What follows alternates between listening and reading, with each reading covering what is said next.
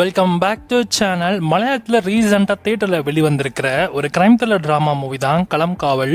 இந்த படத்தில் மம்முட்டி மற்றும் விநாயகன் தான் லீடராக ப்ளே பண்ணியிருப்பாங்க. அண்ட் படத்தோட தமிழ் வெர்ஷனை இப்போ நமக்கு சோனியில் எக்ஸ்க்ளூசிவாக ஆட் பண்ணியிருக்காங்க. மலையாளம், தமிழ், ஹிந்தி அண்ட் கன்னடான்னு மல்டிபிள் லாங்குவேஜஸும் இந்த படத்தை ஸ்ட்ரீம் பண்ணியிருக்காங்க. அண்ட் இந்த படத்தோட சிம்பிளான ஸ்டோரின்னு எடுத்துட்டுனா, கதையில் ஒரு 2 கேங்க்கு சண்டை வருது. அந்த 2 கேங்கோட சண்டையினால போலீஸ் கேஸ் ஆகுது. அதில் இன்வெஸ்டிகேட் பண்ண வரவர் தான் நம்ம விநாயகன். இப்போ விநாயகனுக்கு இன்வெஸ்டிகேட் பண்ண போறப்பதான் தெரிய வருது நிறைய பெண்கள் தொடர்ச்சியாக காணாமல் போயிட்டு இருக்காங்கன்னு. ஸோ இந்த கேஸுமே நம்ம விநாயகன் தான் எடுத்து இன்வெஸ்டிகேட் பண்ண ஸ்டார்ட் பண்ணுறாரு. அவர் கிடைச்ச உண்மையான அந்த விஷயம் என்ன, அண்ட் கடைசியில் யார் அது சைக்கோ கில்லர், அந்த சைக்கோ கில்லர் யார் அப்படின்றத நமக்கு ரொம்ப சுவாரஸ்யமாக சொல்லியிருக்கிற படம் தான் இந்த களம் காவல்.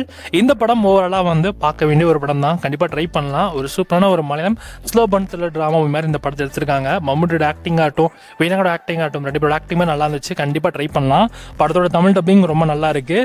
டப்பிங் சூப்பராகவே பண்ணியிருக்காங்க. எங்கேயுமே பிசிறு தட்டாமல் ரொம்ப பக்காவாக பண்ணியிருக்காங்க.